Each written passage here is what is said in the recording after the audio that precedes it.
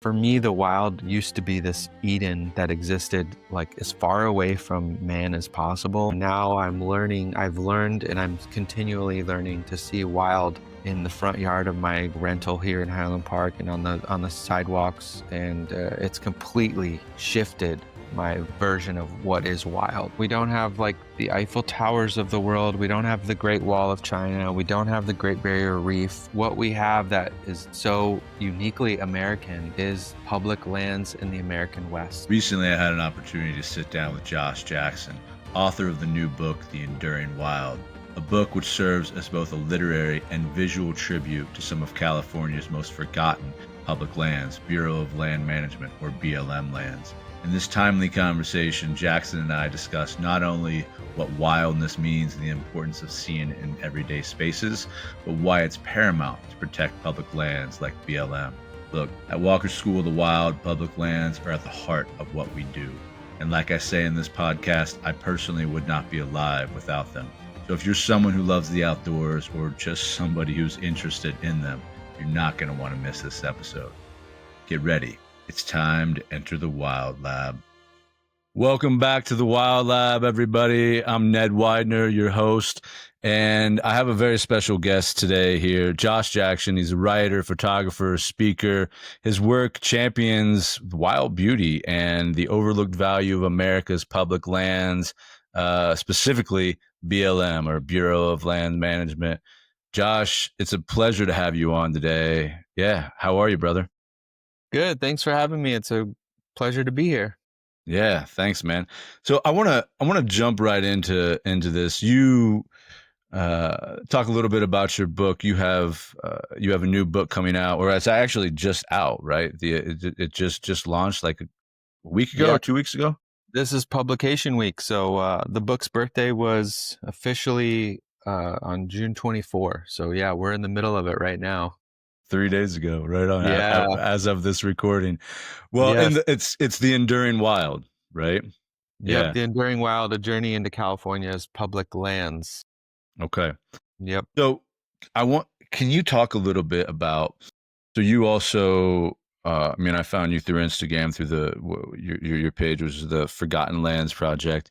And I think was the precursor, if I'm not mistaken, to the Enduring Wild, to the book.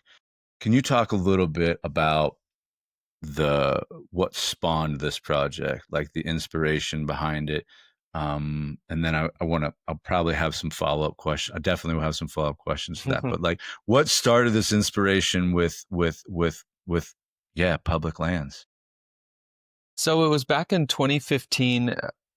My wife and I had 2 kids, 5 and 2, and we had a newborn at home. So we had our 3rd child at home. And those last few months of pregnancy, you kind of hunker down as a family and, stay close to home.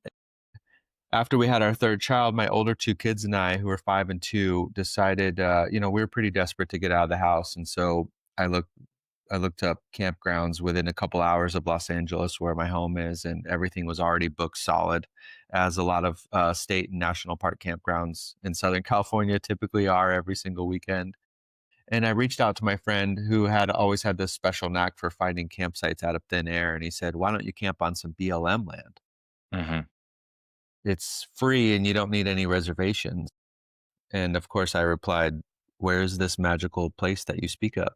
So that was in 2015. Even as an avid outdoor enthusiast, who had spent a lifetime camping, hiking, and public lands across the West and where I grew up in Michigan and Indiana, that was the first time I actually ever heard of the term BLM land. I didn't know it existed. And so went to the BLM website, which felt a little bit like going into the pixelated domains of dial-up, the pictures.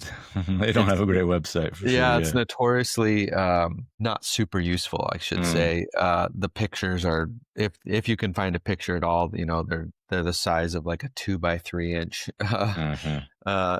With a little bit of information, but I found enough to find a place called the Trona Pinnacles, which is out in the middle of the Mojave Desert, a little bit southeast of Ridgecrest, California. And so I loaded up my Honda Element with camping gear with my 5-year-old and 2-year-old, and we hit the road and went out to this this place that was my first time ever being on BLM land, and I don't know if you've been to Trona Pinnacles. I have. I'm a Okay. climber and a bit of a desert dirtbag from time to time, and so yeah, I've been out the Trono a couple of times. Yeah, Yeah, it's a very otherworldly it is.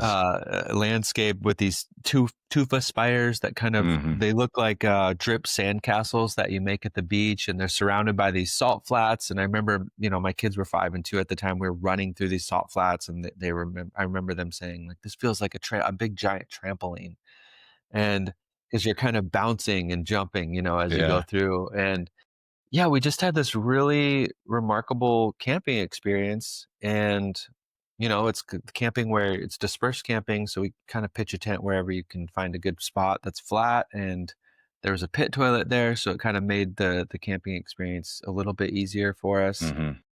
And we just had this incredible time. And it was the impetus for this 10-year obsession that has kind of carried me from then until now. I, but at the time we got back and, back into life, and we did a lot of state park camping and, Mm-hmm. between in the last 10 years and national park camping. But because I had 3 kids under the age of 6, the only thing I could really do at the time in terms of BLM was just researching and reading as much as I could. So I went to the library. I literally picked up every single book that had anything about public land, had anything about the BLM, which there weren't very many. Mm-hmm. Um, and I just between 2015 and 2020, I really began pouring this foundation of understanding. Mm-hmm. Where did BLM lands come from? What is their history? What kind of landscapes might these lands contain? How do I get there? How accessible are they? I really just started pouring this foundation. Through that process of reading and research, I started to fall in love with these places. Yeah. Yeah. Mostly because I started thinking of them as like these scrappy underdogs of public lands that Yeah. no one was really talking about.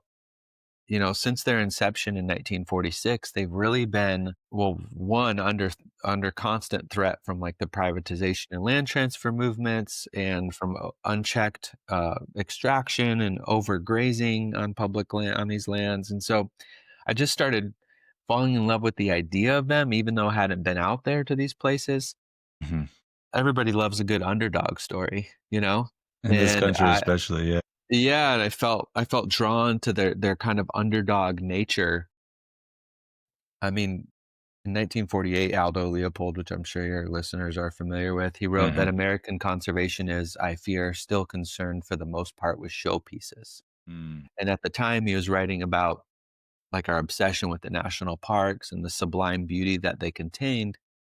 But after that, he says, we have not yet learned to think in terms of small cogs and wheels. And he was, of course, referring to like the Wisconsin prairie, where he had just kind of purchased this tract of land and began homesteading it. So anyway, I began to think of these BLM lands as the small cogs and wheels of modern day conservation. Yeah. Yeah. And, like our national parks are so beloved, and we have documentarians, the great Ken Burns, making these incredible documentaries about national parks, and some of our best writers and photographers are going out to these places from around the world and taking gorgeous photos. And yet when I started deep diving on BLM land, it just felt like who's telling these stories? And because they're so threatened, how do we protect what we don't know? Yeah. Yeah. So 2015 was really the impetus for that began this obsession. And then we can get into it later, but in 2020 things kind of turned in a different direction for me. Josh, I think things turned in a different direction for a lot of us in 2020, but Yeah. True. yeah. True words have never been spoken. Um, yeah, listen, public lands are huge in my life, and they're huge in the work that I do with Walker School of the Wild, but they're also just huge for myself personally, right? Mm, I'm curious, and we can get into the history of BLM maybe if you want, and we can get into that perhaps a little bit later.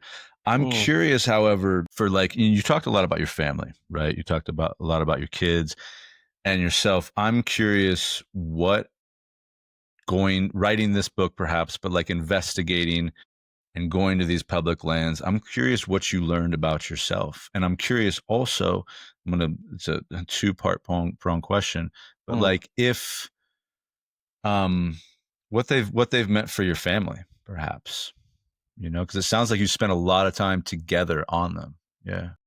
Yeah, so to write this book, I did like 3 dozen trips to BLM lands across California. A lot of those were with my kids and my wife, and some of them were alone, and some of them were with friends. And yeah, I guess to answer the first part of your question, how have these public lands impacted me personally? I think the biggest lesson that I took so we have 15 million acres of BLM land just in California, and 10 million of those acres are in the Mojave and Colorado deserts of Southern California. And because I live in Los Angeles, and I made this goal to visit all BLM land in California, I started just taking trip after trip to the desert. And I was never a desert person, and I went to Joshua Tree, I went to Death Valley, and those are some remarkable landscapes, obviously. But kind of everywhere else that I thought of this desert as the drive-by desert. Like you're on your way to Tucson or Phoenix or Vegas, and you kind of drive by this desert that has feels like muted colors and interchangeable mountains, and often from the freeways and back roads you see these dilapidated kind of shacks along the road that look like they haven't been lived in 20 years. And I kind of Hmm. had this idea of this drive-by desert. And so, but one of the books I had read previously to my trips to the desert was Refuge by Terry Tempest Williams. Mm, I'm sure your listeners are hmm. familiar with, and she was writing about the Utah desert. But Hmm. um, she had this beautiful, beautiful sentiment in that, and she talks about the desert as a place that's holy and sacred, and she has this line where she says, perhaps that is why every pilgrimage to the desert is a pilgrimage to the self. There's no place to hide, and so we are found. Hmm. And I wrote that really impacted me. And so I wrote this down in my journal, a little journal I could tuck into my back pocket. And so I started going to these desert lands with those sentiments in mind. Hmm. Like, is this desert really a holy place? And if it's a pilgrimage to the self, like what am I going to find out there? Yeah. Yeah. And ultimately, after 15 trips to the desert camping, and I think I walked a couple 100 miles on BLM land in the desert, the pilgrimage to the self, and I think that's made the biggest impact on me over the last 5 years. It was, I'd always prided myself on being a hiker and like accomplishing as much as I could in a day. How Hmm. many miles can I get to? How much elevation gain can I cover in one day? I was always obsessed with this idea of nature being this explosion of beauty, and if I didn't find it, I felt underwhelmed and disappointed. In BLM land, especially down in the desert, it really challenges those preconceived notions I had of what my expectations in nature were and what I wanted to get out of it. I write in the book that, the desert doesn't always give you an explosion of grandeur. That often sings quietly, offering sweet melodies for anyone Totally. who will listen. And so Yeah. I think that was the biggest impact that I still carry with me. Like I feel like I've become this desert rat over the last 5 years. And, Yeah. I'd always been a hiker. And so through Terry Tempest Williams' words, I started thinking of myself as a pilgrim, and a pilgrim is a person who notices and who's going really slowly Hmm. and taking their time. And so, yeah, that was probably the biggest impact on me personally, was those pilgrimages to the desert over and over, season after, winter after winter, and learning to slow down and notice everything around me.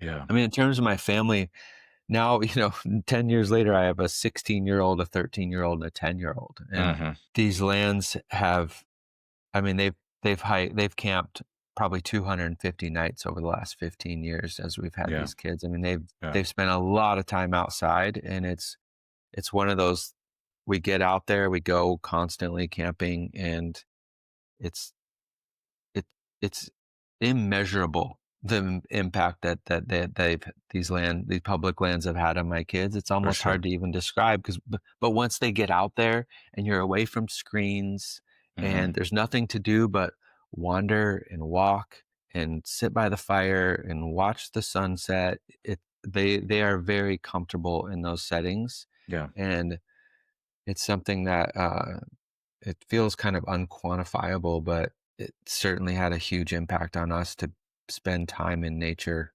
whether it's state parks or BLM land. Yeah. Yeah, and I asked that question in large for a lot of reasons, but in large part because a huge impetus for this podcast and for the project that it is understanding the relationships between the natural world and humans, and because I have in my own experience, not just me personally, but also with working with a lot of other men and a lot of other people, seen that the natural world or nature or wildness, hunting, fishing, climbing, whatever, has made me and has made other people better humans, Mm, right? And mm, has for a lot of reasons. So I was curious what it did for you, right? mhm.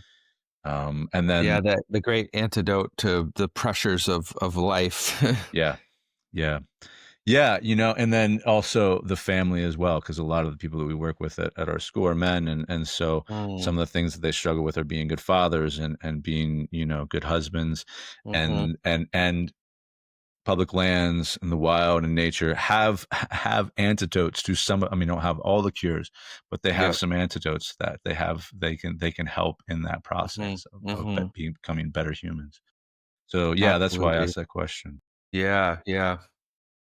And that resonates with me because you said you're from Michigan, right? Yeah, I Yeah. grew up in Michigan, yep. Yeah. Well, I grew up in Ohio as well, and Oh, so okay. I Fellow Midwesterner. yeah.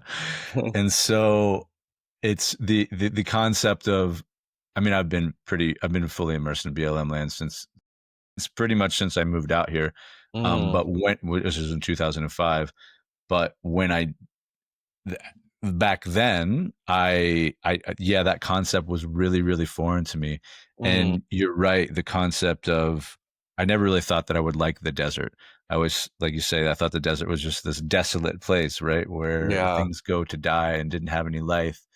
But a few things resonate with your answer there, one of which is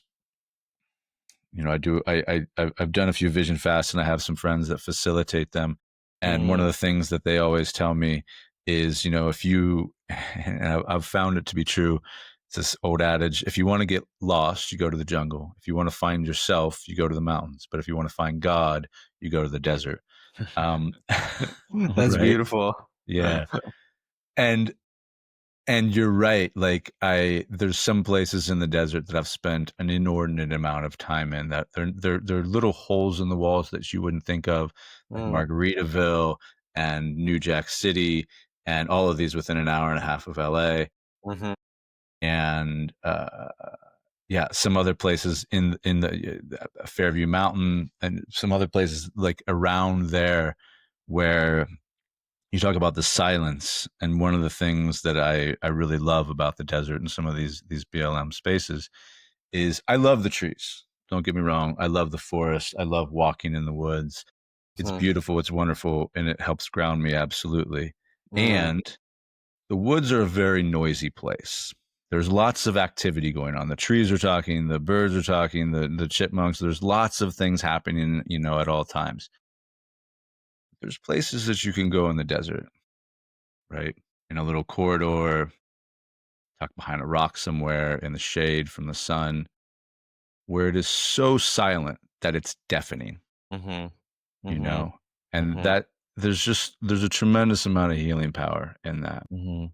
Absolutely. I mean, from the silence also to the dark skies that you can find in some of these locales that also is like a deafening silence as well. Yeah.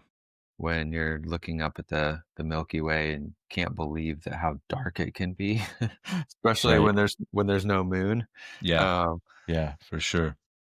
For sure. Yeah, and I don't I admittedly I thought I ordered a copy of your book a while ago, and I guess I didn't. I did just like 2 days ago, so I don't have it just yet. But Yeah, do I you just don't? saw your order. It's going Did out you? today. Okay, Yeah. cool. Well, I'll get Yeah. it. I'll get it in the mail. But so I'm assuming you don't write because it's California and the Great Basin is very barely in the California, so you don't write about the Great Basin. I'm assuming, right? But Well, there is one chapter that focuses entirely on the Bodie Hills, kind of up in your okay, neck of the woods. Yeah. okay, So yeah, I'm on the California side of the Bodie Hills, yeah, and it's kind of the that great ecological transition zone between the mm-hmm. Great Basin and the Sierra Nevada, and kind of the Mojave gets starts to creep up. Uh, it's not it's outside of the Mojave, but yeah, it's a Close. great transition zone between these three kind of ecosystems putting up against each other there. Yeah, So I do write about there's a whole chapter about the Bodie Hills. Yeah, yeah. it's an incredible landscape, high elevation. But the next book will be in Nevada, so you can guarantee that there's going to be a lot of Okay, of of Great Basin. basin and range, basin and range, basin and range. Yeah, yeah, Yeah, I'm yeah. looking forward to that. Right on. Well, that's exciting, man. I'm curious.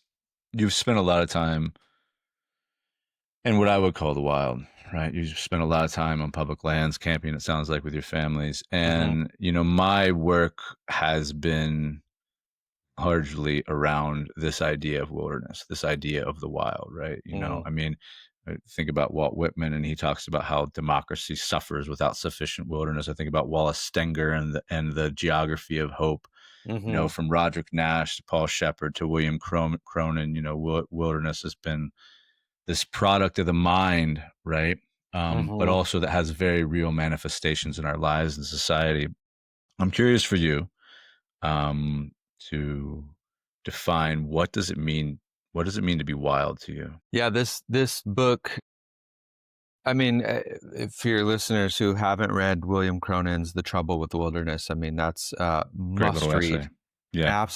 absolute must read. And I spent a lot of time with that essay, reading it over and over again. And the final chapter in my book is about reimagining what we think of as wilderness. This Wilderness Act passed in 1964 is this really landmark piece of legislation that was almost unanimous in the house in the bill's passage.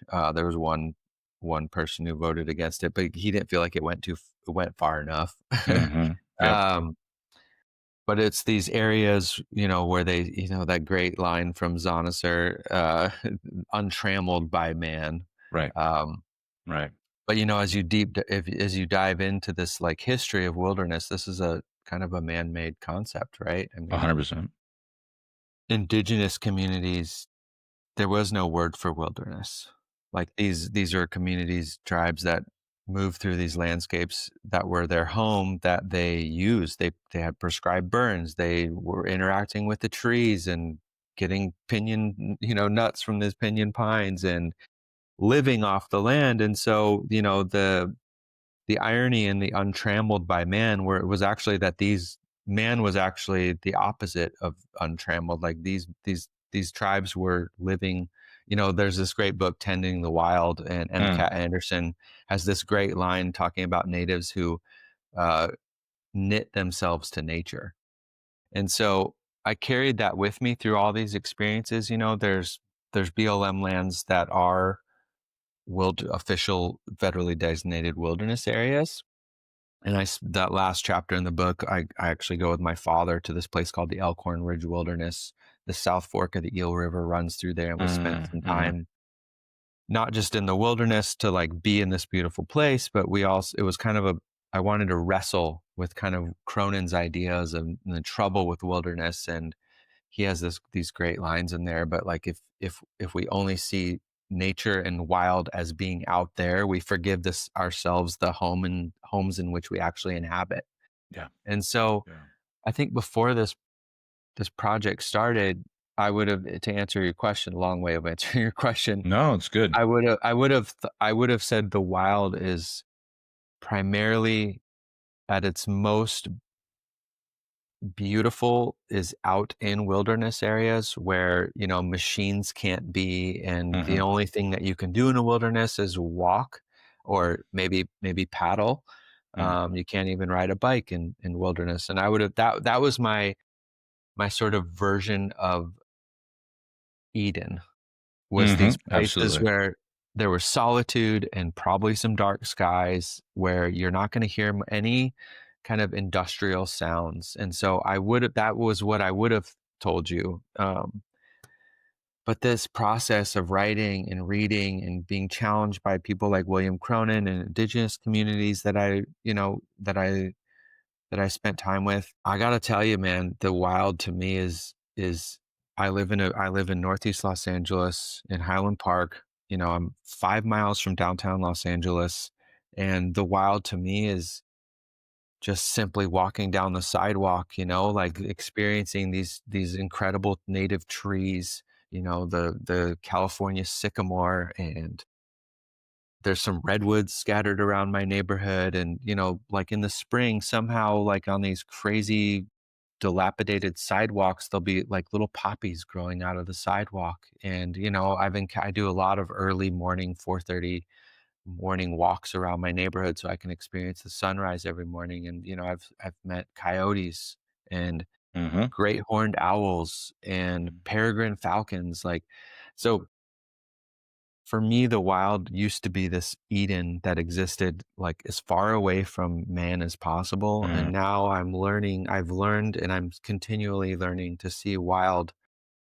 in the front yard of my, rental here in Highland Park and on the sidewalks. And it's completely shifted my version of what is wild. Yeah. Yeah. That's beautiful, brother. I appreciate. Yeah. That's, I had a very similar, um, what you call it, evolution in the definition of the term, and that Mm, essay was seminal in my own. It's been seminal in my life. I mean, and I too have. I sat with that essay probably.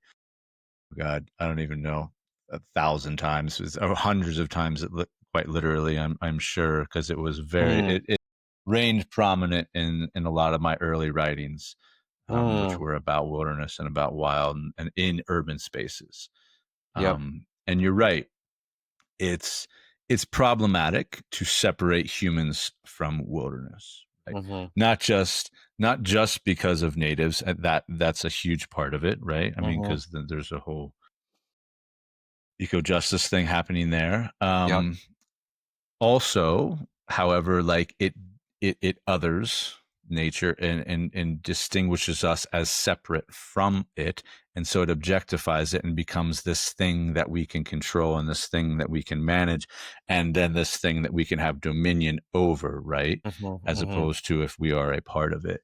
And yet, right? And so as much as I totally, like, I love your answer about finding the wild in the poppies growing in the cracks. And I've said this too, and so to other people as well. I've had a very similar answer.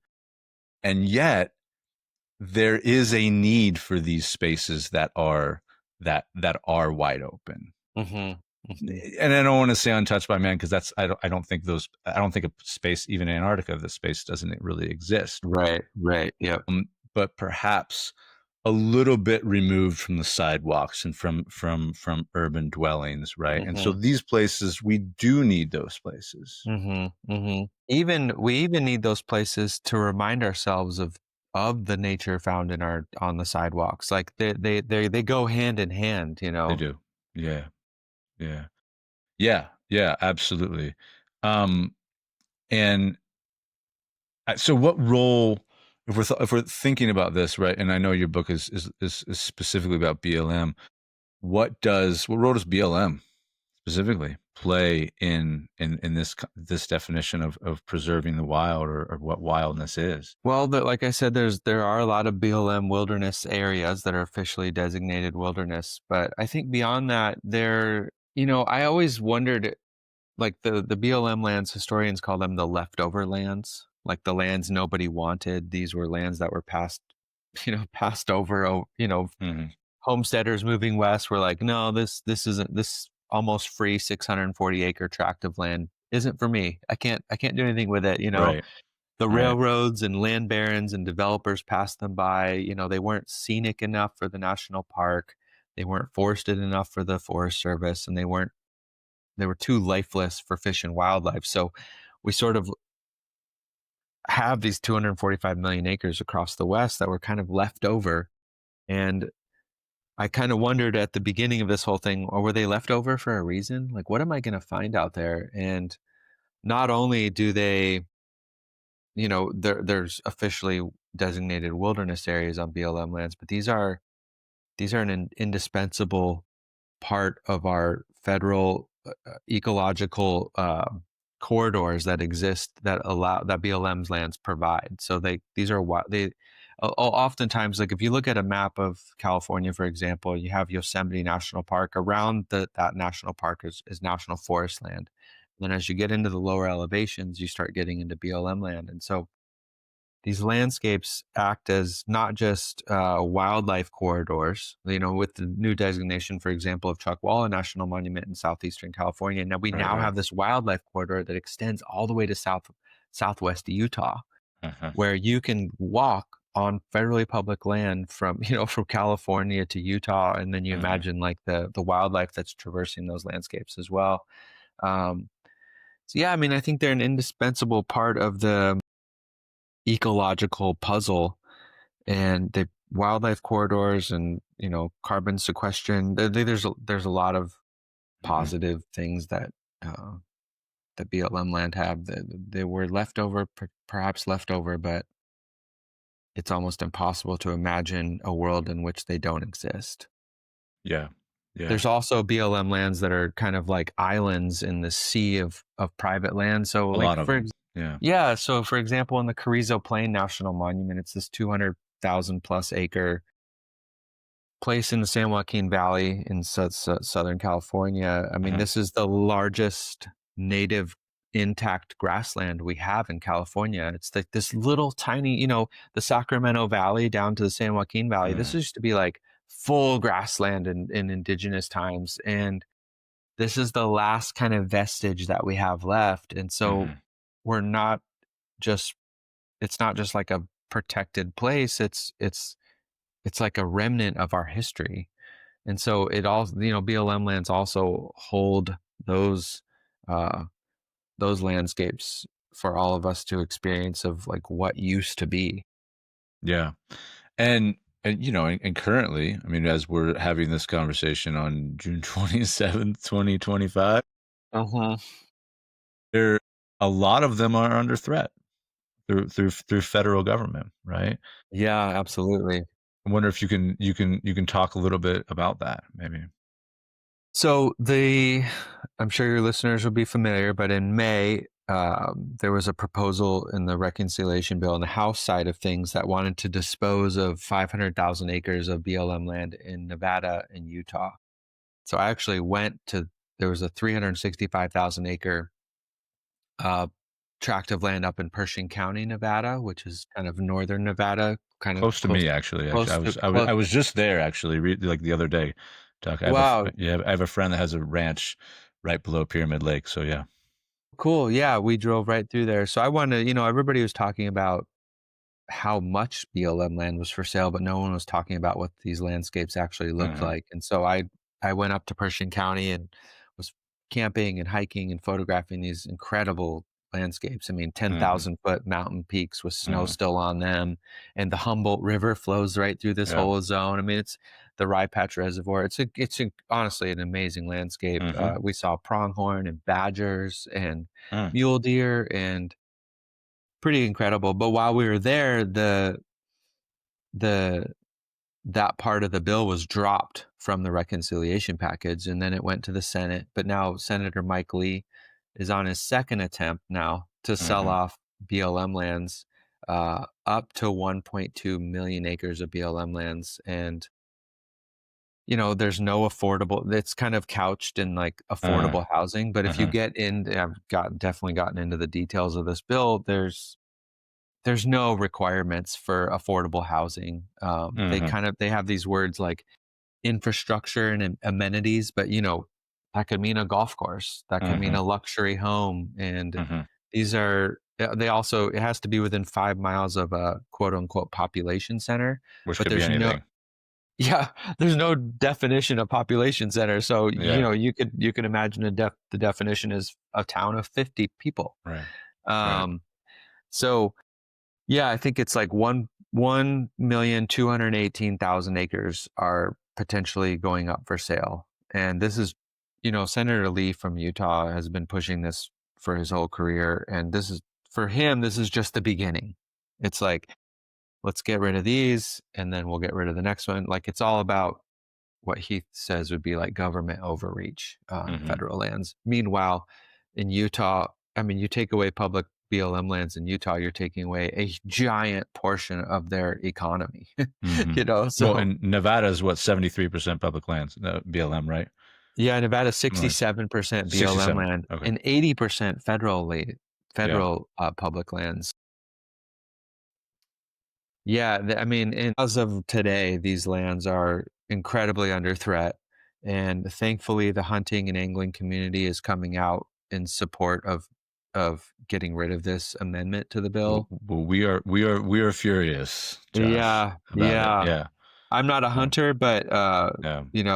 I come at it from like the perspective of a hiker, but and camper, but yeah, equally as pissed. Yeah. Yeah. um, Yeah. and honestly, this is just one horrible part of some of the things that are happening on BLM lands through this big beautiful bill, as it's called. And Uh-huh. we can get into all that too if you want, but certainly the thing that's making people the most pissed is this potential land sell off. Yeah. Yeah, well, and I bring it up here, and it's a little bit off. It's a little bit off topic for this podcast, but I bring it up here because I think it's important, largely because, like, the things we have an outdoor leadership school here, Walker School of the Wild, and we are 100% on public lands, right? I mean, Mm, we do some things on our property, but we have a very small tract of land here next to the river, and the mm, rest of it is on public lands.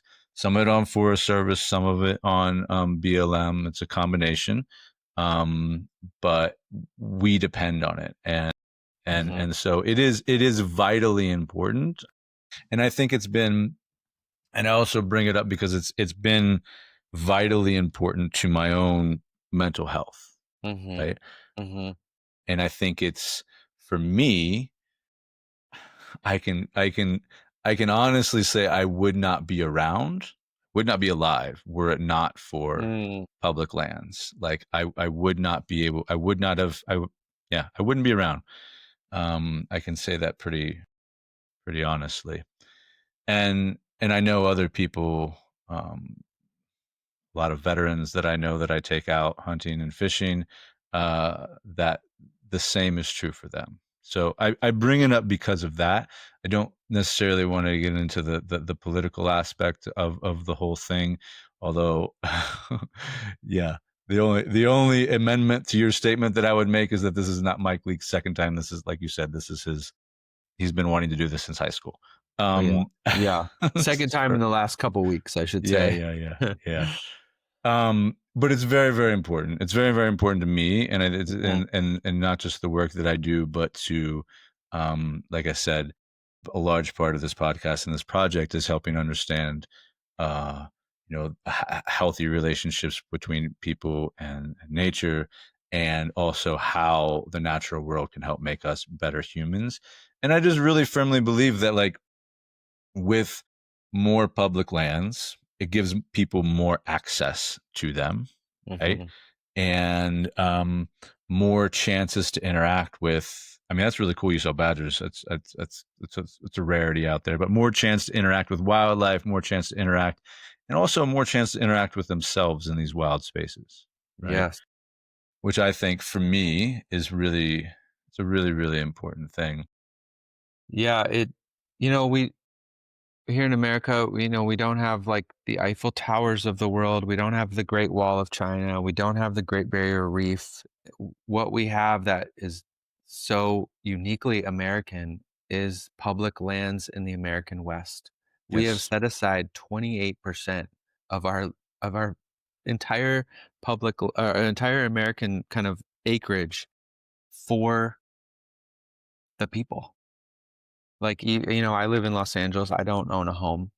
I probably never will own a home, but Hmm. I'm a shared owner in hundreds of millions of Hey, acres. look, you're a public landowner, Josh. Yep. So, I don't We're know if you can see public my shirt, but yeah, landowners. you're a public Yeah, landowner. Yeah. it's quite it's part of our common ground and our Hmm. inheritance as people that live here. And it's some people might say, "Oh, 1.2 million acres, it's nothing." But those are 1.2 million acres that mean a great deal to a lot of people.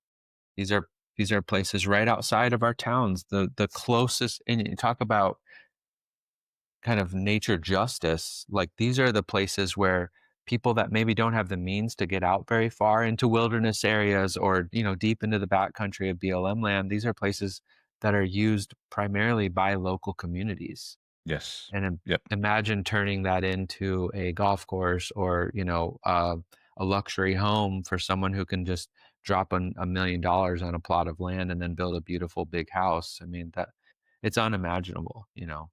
It's unimaginable, and yet it's very imaginable to me as someone who came from Ohio. And I grew up horse training, and I grew up, riding in the hills and hunting and fishing in creeks and rivers. Hmm. That now, Josh, are, as you said, our golf courses and our, suburban housing tracks. Yep. Um, and that to me is one of the saddest things, right? And you Mm. mentioned Aldo Leopold, and one of the things, his most famous quotes in the Sand County Almanac is the first part of conservation, or tinkering as he calls it, is saving all parts, Mhm. right? Mhm. And and that's, yeah, and selling off our public lands is not saving all parts. It's a very short-sighted move. Mhm. um to It's a very short-sighted move. It's not going to accomplish the things that they're saying that it's trying to accomplish. So, No.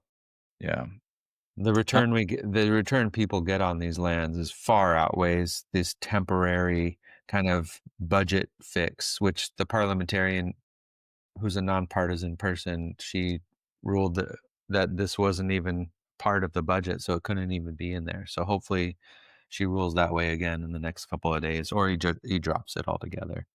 well, I think I don't know about you, Josh, but I have called my congressman Yes. and congressmen all across Western and Eastern United States of America, and Mhm. argued in favor of keeping our public lands. Because, Mhm. yeah, because it's like you said, it is America's greatest resource. Mhm. It is Mhm. absolutely, and I firmly believe that it's our greatest resource, is our greatest export, and Mhm. nowhere else on earth does this exist. I don't know how much, hiking and backpacking you've done in other places, but I've done an extensive amount in South America, um, and a lot in Europe, and I've done I've hunted and fished all over the world, Mhm. right? And the one thing that I can tell you is that what we have here in this country is special, and Mhm. is very, very important, and is absolutely deserving of saving, right? Not just for I mean, and I'm a person that believes this, not just for the sake of wilderness, not just this for the sake of nature, right? But this is why I keep coming back to it, but also for our own sake, right? Mhm. Mhm. Because there's a lot of people that depend on these public lands for their mental health, for their Mhm. well-being, right? And like you Mhm. said, sometimes it's not just it's the some of these BLM lands are underdogs, right? So it's not just I mean, I have some beautiful mountains right out here on this side of me, that are spectacular and are grand, right? But some of the most important places are the places that are like, oh, well, I can only get out for a couple hours after work, Mhm. or I got some time on Saturday after after I take the kids to soccer practice, after I do these things, or whatever. And I know I can take the dog out on this trail, or I can take a hike over here, right? Mhm. And those are the things that are in a world that feels so domesticated, and it feels like so alienating. And I don't know about you, but a lot of times I feel like it does for so many of us, especially those that live in urban centers. Those are the places that we depend on, Mhm. right? For Yep. our for to feel like we are human, Mhm. right? Yeah, I write in the book, I have a whole chapter about this idea, environmental psychologists called place attachment theory, and Mm, it's the emotional bond that humans develop with with nature. And mhm, the theory suggests that people who develop these significant relationships with nature have a greater sense of identity, well-being, and belonging. Not just belonging to the natural world, but belonging to one another. And I think that it sounds like that's what you're trying to accomplish out there. You're trying to facilitate these really meaningful connections that people have with place, and how it not only affects your mental health in positive ways, but it creates this beautiful sense of belonging, and absolutely. not just to the landscape, but to one another. Yep, I lead yep, trips every other month with the USOL project, where we're bringing urbanites in that live in Los Angeles out to the natural world. Like these, mhm, I would say half of everybody that goes on these trips has never camped in their life before, mhm, and just spending a weekend with like 20 somethings and watching them kind of go at first from being a little overwhelmed, a little intimidated by some of these, remote BLM lands, to 3 days later feeling really comfortable and at home and having this time that, not just away from screens and from like kind of work and the busyness of life, but being immersed in nature and how that's impacting them. And it goes every single time. I just can't believe it. We're gathering yeah, around a campfire yeah, and coffee on a Sunday morning.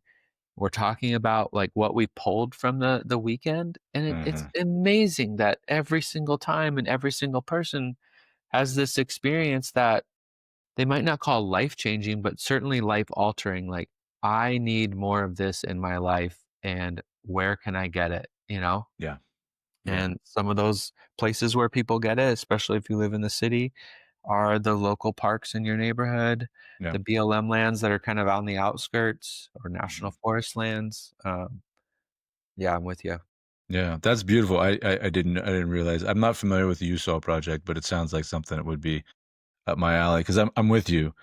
Anytime that I take well, anyone, doesn't necessarily have to be, an urbanite as you put it, Mhm, but especially when it is, mhm, yeah, it's just it's a beautiful transformation to watch, and mhm, we oftentimes on some of our trips, um we'll do like a mini fast, like a mini, solo thing for like 8 hours where we ask mm, people to, set up sit spots and ask them to go out into the woods. And it's really, it's very low stakes.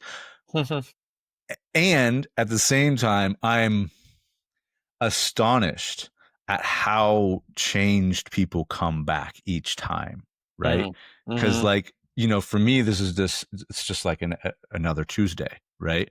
yeah, But like when people do that and they have the chance to sit with themselves under a tree or by a rock or a river or whatever, and sit with themselves in these wild spaces and just be mhm, human. mhm, I mean, Josh, it's as you've seen, it sounds like it's really amazing to watch the transformation on them, and they come back with these stories of, songs came to them, and they talk to God, and mhm, like I'm gonna, they come back like rejuvenated and like ready to take on the world, and it's just mhm. it's really beautiful to watch.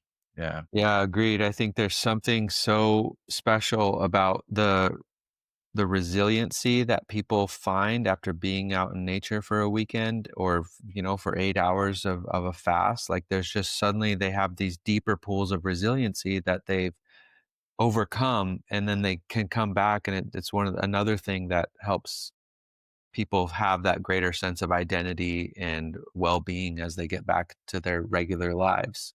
yeah. I made it through a weekend where it sleeted and rained the entire Oh, time, right, and it was so windy, right. we didn't have a fire. Or I had this incredible encounter with wildlife, and or whatever or I never thought I could hike a 12-mile trail in a weekend, but I somehow pulled through.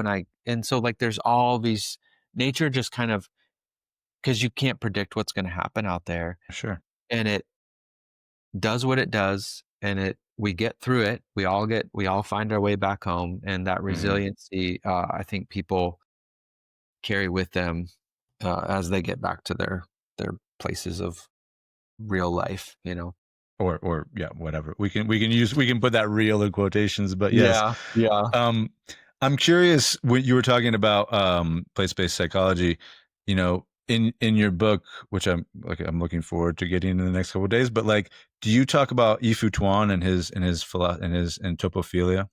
Is that in there? I read his work, but I Hmm.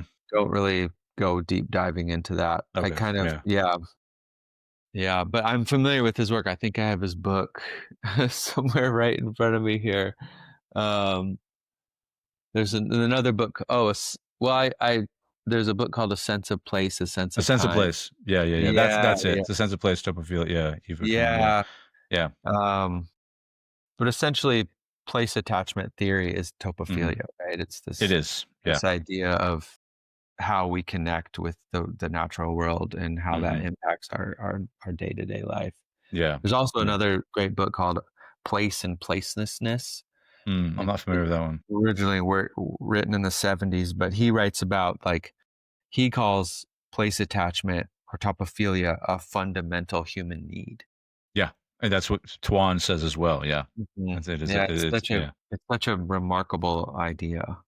yeah. Uh, I don't even think it's like an idea. I don't think it's that controversial. I think it's just no, it just it just is, right? Yeah, yeah, but when you don't have it, yeah, you feel it, yes, like, when you don't have that sense of place and, for a lot of people, like, especially in the city that maybe can't get out much, their place can you can the place can be your home in which you or your bedroom or the closet which you live in, like, and then so the more additional places that we can have outside of our home. So you add like a playground that's down the street, or you add a city park, and then you can add maybe a state park campground that you feel that you get that sense of place. And it's all about adding those layers of place that helps build that belonging and yeah. identity and well-being.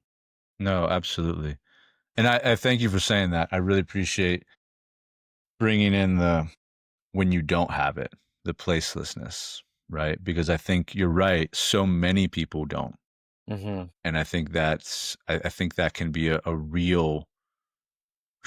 I mean, there's a lot of problems that can arise from that. Mhm. When we're not attached to a place, we don't have a sense of belonging.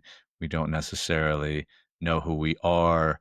We can lose our identity, and that can cause a lot of mental health issues, and just or contribute to Yep. a lot of mental health things. And so, yeah, I really appreciate you bringing that in. That's really Mm. important stuff. Yeah, Mm. thank you. Um, so I want to just ask. I want to be cognizant of your time. Mm. So maybe just a couple more questions here, and then we can wrap up. But do you have a place, you know, perhaps? So this book is about California. It's about BLM in California, right? Do you have a place that a special place, perhaps, maybe not your secret spot, perhaps, but a special place that you really connected to, and that yeah, really you felt like you belonged in Mhm. California. Yeah, I should say, just based on how you asked that question, like this book is not a guidebook. It's not. There's not like GPS coordinates and detailed maps or anything like that. This is kind of a journey through photographs and essays Mm, of my journey going through, not knowing anything about BLM land, and kind of how walking through these landscapes and walking through some of the ideas we've already talked about, whether it's wilderness or place attachment theory, or I write about hunting in the book, and I write about the idea of reciprocity. It's kind of a journey through landscapes and ideas. mhm, And the goal of the book is to, we if we're going to protect these places long term, we need more people who are experiencing them in the present. That Baba Diem idea, in the end, we will mm, conserve only what we love. And so sure. my hope in this book is that people are able to see pictures of some of these landscapes and then walk these landscapes with me and feel inspired to get out there themselves. Mm. Um, I guess that's a little sidebar. No, I You know, appreciate it. yeah, I think for me, probably I have my own places that mean a great deal to me. But I think in terms of like my family, over the last 10 years, we've really fallen in love with the King Range National Conservation Area. Mhm. Mhm. It's up on, romantics call this area of Northwest California the Lost Coast.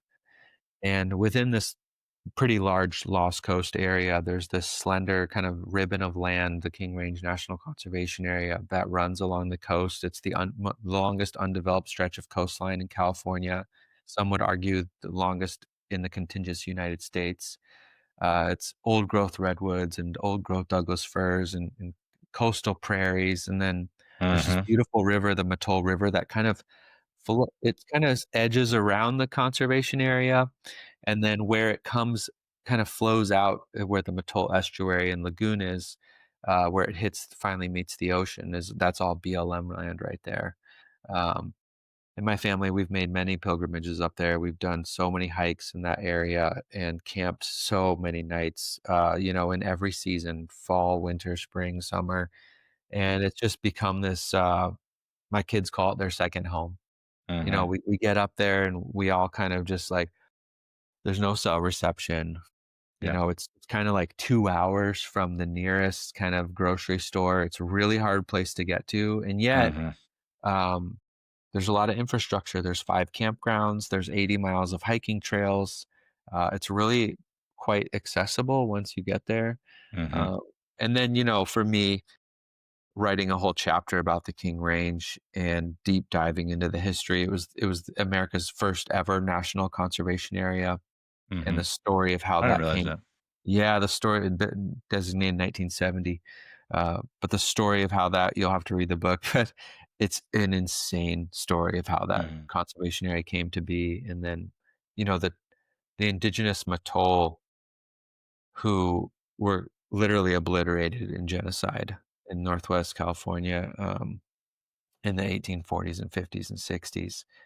Their story is really remarkable, the story of resiliency, and they're now part of the Bear River tribe up there. But Mhm. um, yeah, the more I learned about this place, and the more I hiked the trails and swam in the waters of the Mattole and watched my kid.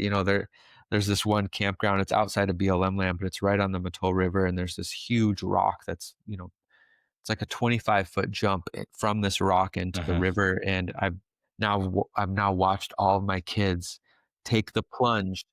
First my oldest daughter, who was 9 at the time, she finally climbed up there and made the Yeah. big leap into the water, and then I watched my son do it a couple years later, and then my third child, she did it for the first time last summer. She boldly made the climb up this big boulder, and then she just Mhm. leapt off, and just Yeah. watching my kids, like, experience this river and talk about building resiliency, and so, yeah, to a long way of answering your question, but, yeah, the King Range is one of those places that has infrastructure to support visitation, but also has those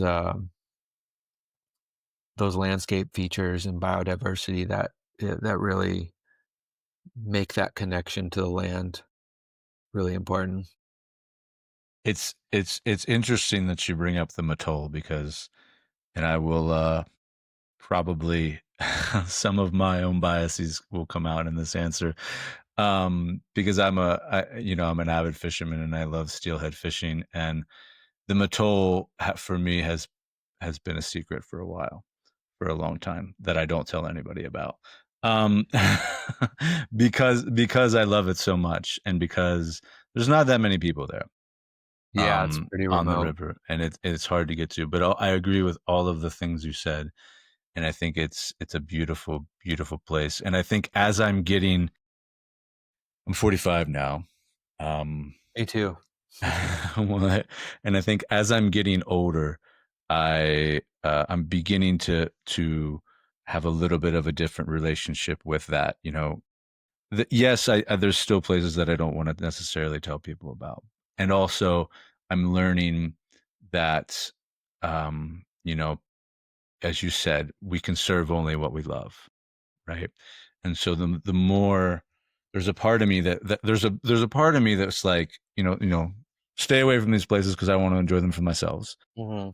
And then another part of me that's like, no, come, enjoy them and be in them, because I know that the more people that are there the more people that are advocates for these places and the more people that will love them as well, right? And so as I'm aging, I'm moving more toward that second philosophy and that second ideology, you know? Yeah, it's a delicate balance between recreation and conservation. Yeah. Like I understand the gatekeeping community that wants to protect certain places. We've all been to hot springs that have been blown up, or we've all been to maybe a dispersed camping area like the Alabama Hills that's been overrun. And education is really important in order to help prevent those things. But like on my Instagram at least, and in the book, I'm trying to provide like a view from 5,000 feet. And so instead of writing about a specific dispersed spot or a hot springs, I'm writing like, this is what the King Range kind of is about and how it feels to be there. And these are some images that might pique your curiosity. Um, because like you said, I think there was a certain anonymity that once protected BLM lands because so few people knew about them.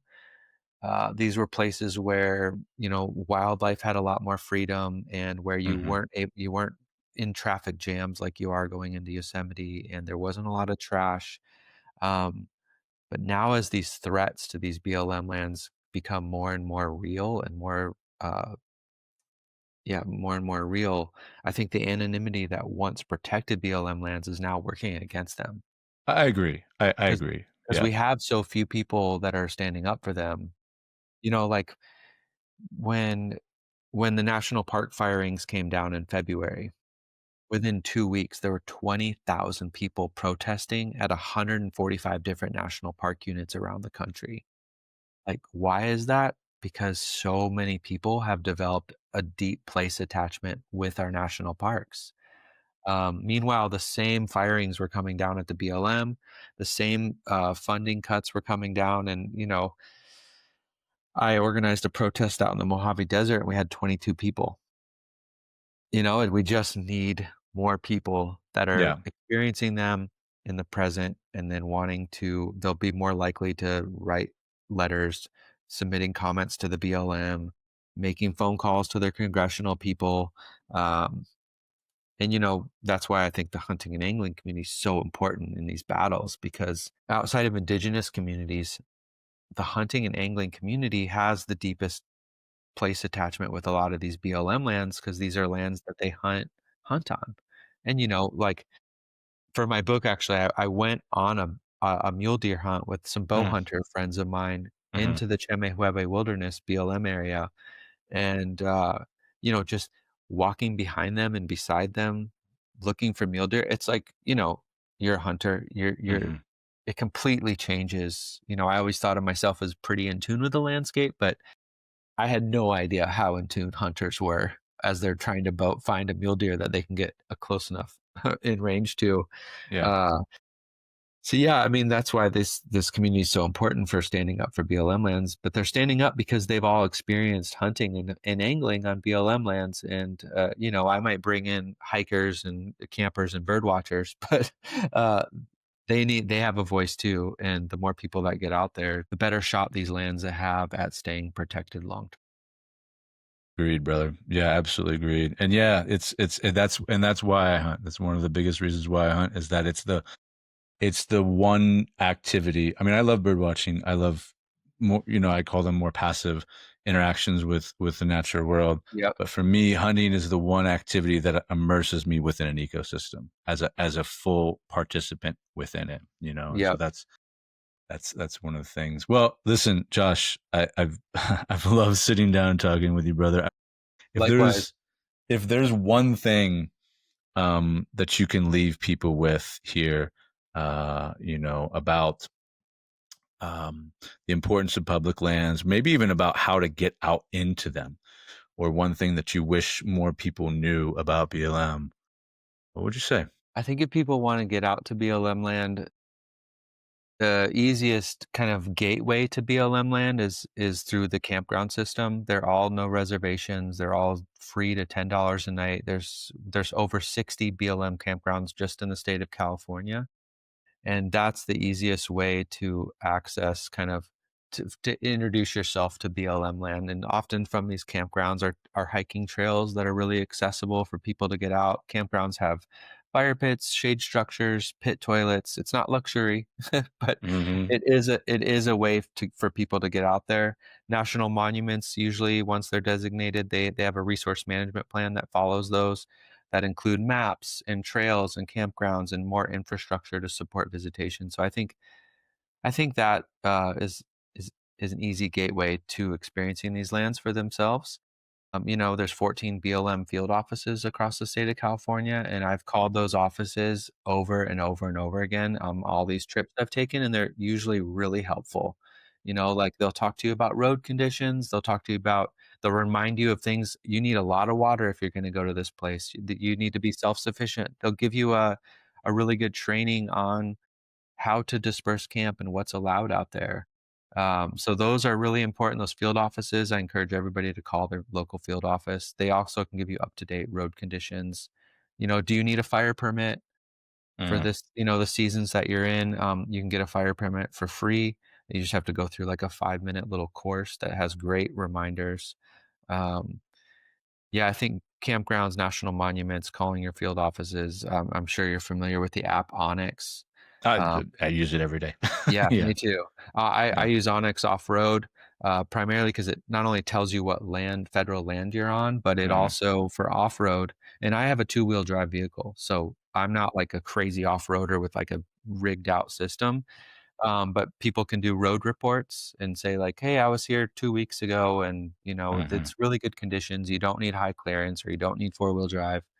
Um, but yeah, that I think that like kind of the practically answers your question. I think in terms of the book, you referenced Stegner earlier, but he has that great quote, we simply need that wild country available to us, even if we never do more than drive to its edge and look in, for it can be a means of reassuring ourselves of our sanity as creatures. I mean, this is an insane line, right? Because even if we never do more than drive to its edge and look in, that's like a startling statement about the power of an imagination. Like, if all you can do is drive to the edge of a place and kind of look out over it, and it Hmm. provides this solace and this reminder that this is the planet in which we call home. Like, I hope my book feels like that for people, that even Hmm. if they can't get to every single location that they see beautiful pictures of, like, the book is like driving to the edge of BLM lands, having a good look around, and maybe finding some solace along the way. Wow. I love that. I love that. Thank you for that. Yeah. Well, brother, it's been a pleasure. And if you're, I know you make it. I know Bodie Hills is one of your favorite places, and if you're ever up this way in Walker, you're welcome at my fire anytime. We have a I nice would love place and that. a nice river, and yeah, so stop by. And yeah, next time I'm in Southern California, maybe we can get together for a hike or something. Be That would be nice. amazing. I try to Yeah, get up there as much as I can, so I'd love to come up and see the Walker River and, yeah, those streams up in Bodie, they feed into the Walker they River, do. you know, Yeah, um, Rough some of them Creek. have native trout in them. So Yeah, the La yeah, what how do you it's the the Lahadade? Lahatan, the Lahatan. Lahatan, yeah. The Lahatan is one, and we also have the Paiute cutthroat trout, Yes, and so yes. those are the two. Yeah. Yeah, I've pretty much walked all of Rough Creek from the Mm-hmm. Bodie Hills to where it kind of starts to go into Nevada. And Mm, then there's Atastra Creek that's in the Bodie Hills too, and Atastra runs into Rough, and yeah, they eventually make their way down to the Walker River. So I'd love to take you up on that, man. Have a fire and yeah, look forward to it. invitation's open, brother. All right, All and right. likewise, if you're down in LA, let me Yeah. know. Yeah. Absolutely. All right, Josh. We'll All catch you right, later. okay, have a good one. You too. Bye. Thanks for listening to The Wild Lab. If today's conversation stirred something in you and you're ready to connect to your own inner wildness, then check us out online on Instagram at Step Into Your Wild, or go on over to www.stepintoyourwild.com to learn more about our coaching services and wilderness academies offered through Walker's School to Wild. Look, this is real work for real people who want to live with more clarity, more purpose, and more strength. But you don't have to figure it out alone. Let's walk this road together. Until next time, stay curious, stay connected, and stay wild.